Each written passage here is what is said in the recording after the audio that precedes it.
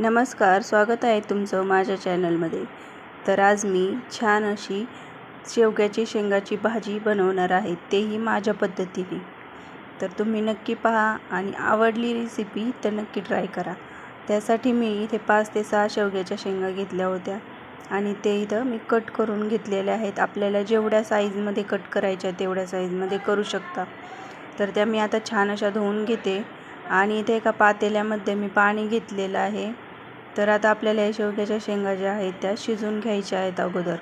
तर मी गॅस चालू करून पातेलं त्यावरती ठेवलं पाणी गरम होण्यासाठी आणि तोपर्यंत मी पाणी गरम होत आहे तोपर्यंत या शेंगा ज्या आहेत त्या स्वच्छ धुवून घेते आणि या शेंगा ज्या आहेत त्या आपण पातेल्यामध्ये टाकून घेऊ शिजण्यासाठी। आणि या शिजायला टाकताना आपल्याला यामध्ये थोडंसं मीठसुद्धा टाकायचं आहे, जेणेकरून आपल्या शेंगा शिजल्या की त्या बेचव लागणार नाहीत, अळणी लागणार नाहीत। तर मीठ टाकल्याने त्याला चव येते आणि असंच मिठाच्या जर मुलांना जरी दिला ना तर मुलं खूप आवडीने पण खातात। तर आता हे मिक्स करून मी हे शेवग्याच्या शेंगा शिजण्यास ठेवून दिल्या आहेत। आता आपण एकीकडे मसाल्याची तयारी करूयात। तर यासाठी मी इथे एक मोठा कांदा कट करून घेतला आहे, 2 ते 3 हिरवी मिरची घेतल्या आहेत, लसूण खोबरं घेतलेलं आहे। तर आपल्याला हे छान असं लालसर रंगावर भाजून घ्यायचं आहे। त्यासाठी मी तवा ठेवून घेतला आणि त्यामध्ये 1 चमचा तेल टाकलं। त्या तेलामध्ये आपल्याला यामध्ये खोबरं टाकून घ्यायचं आहे। खोबरं छान खरपूस असं लाल रंगावर आपल्याला भाजून घ्यायचं आहे। आणि इथं मी ओलं खोबरं होतं माझ्याकडे त्यामुळे मी ते वापरलं होतं। तुमच्याकडे हे सुकं असेल तर तुम्ही ते वापरू शकता।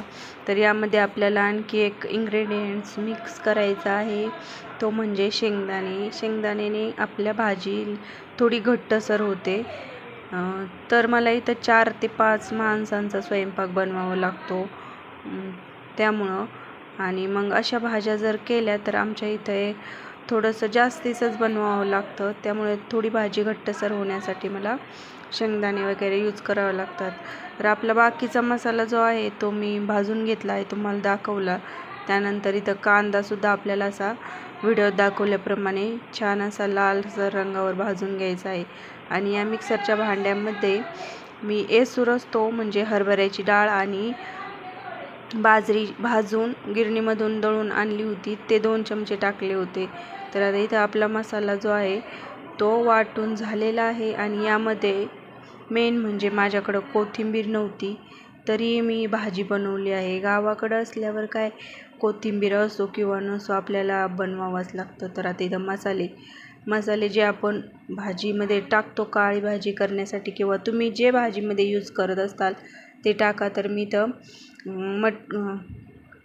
मटण मसाला टाकला होता, किचन किंग मसाला टाकला होता, हळद टाकली होती आणि कांदा लसूण मसाला टाकला होता। म्हणजे मला माझी भाजी जेवढी बनवायची त्याच्या चवीनुसार मी वापरलं होतं। तर अगोदरही मिरच्या वापरल्या होत्या तर मी थोडेच मसाले टाकले। आता हे सर्व मसाले तेलामध्ये टाकून आपल्याला ज्या शेंगा शिजून घेतल्या होत्या त्या डायरेक्ट या तेलामध्ये टाकायच्या आहेत।